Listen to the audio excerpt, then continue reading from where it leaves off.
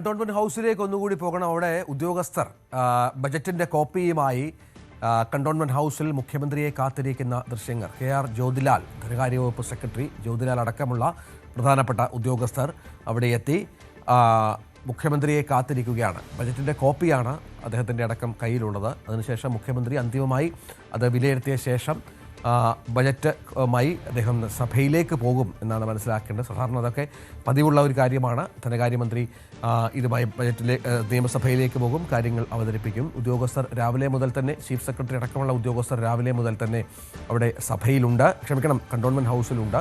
മുഖ്യമന്ത്രിയുമായുള്ള അന്തിമവട്ട ചർച്ചകൾ, കൂടിയാലോചനകൾ, കൂടിക്കാഴ്ചകൾ, അത് സങ്കീർണമായ പ്രക്രിയയാണ്.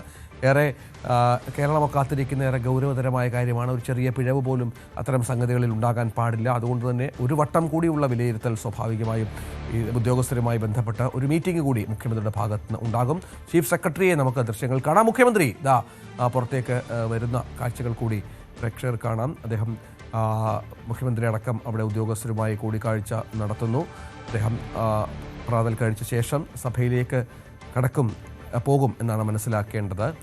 ദൃശ്യങ്ങളിൽ കാണുന്നത് പോലെ ഉദ്യോഗസ്ഥരുമായുള്ള സംസാരത്തിലാണ് മുഖ്യമന്ത്രി. അതിനുശേഷമാകും സഭയിലേക്ക് പോകുക. VD സതീശൻ സർക്കാരിൻ്റെ ആദ്യ ബജറ്റ് അവതരണം, ബജറ്റ് മുഖ്യമന്ത്രിക്ക് കൈമാറുന്ന ദൃശ്യം.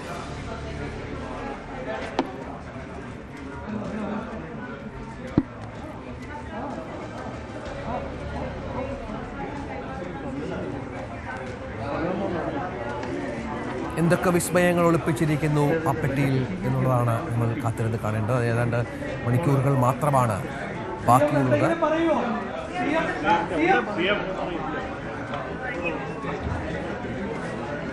ഉദ്യോഗസ്ഥർ കണ്ടോൺമെന്റ് ഹൗസിലെത്തി, ധനകാര്യ സെക്രട്ടറി അടക്കം കണ്ടോൺമെന്റ് ഹൗസിലെത്തി. ബജറ്റിൻ്റെ വിശദാംശങ്ങൾ, ബജറ്റിൻ്റെ കോപ്പി അവർ കൈമാറിക്കഴിഞ്ഞു. അതിനുശേഷം ചെറിയ ഒരു കൂടിയാലോചന, ഉദ്യോഗസ്ഥർക്കൊപ്പം പ്രാതൽ ഭക്ഷണം, അതിനുശേഷമാകും സഭയിലേക്ക് മുഖ്യമന്ത്രി തിരിക്കുക എന്നുള്ളതാണ് ഏറ്റവും പ്രധാനപ്പെട്ട കാര്യം.